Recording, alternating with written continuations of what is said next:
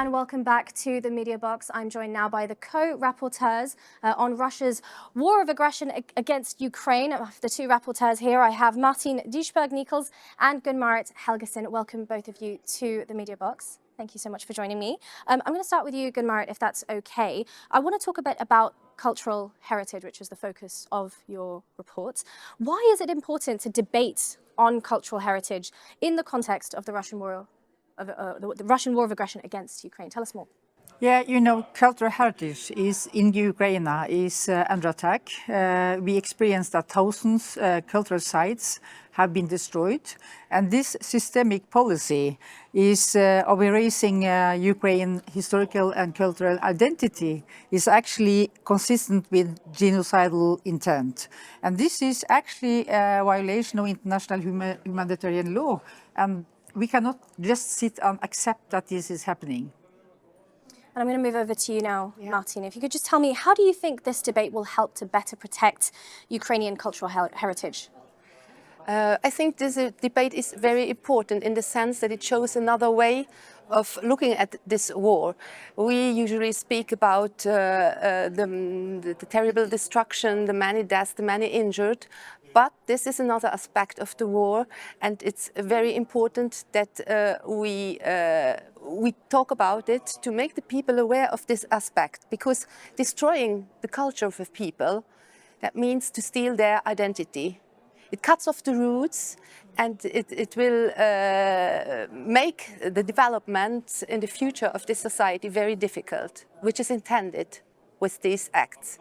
And what is important also to say is that the cultural heritage has a very big importance, but it lies not only in the objects or in the buildings or in the structures itself, but it lies in the meanings and in the minds of the people of these sites, and also in the values that these sites represent. Therefore, this debate is very important. No, it's definitely true that cultural heritage is a lot more deeper than one can imagine. Now, I want to pose this last question to the both of you.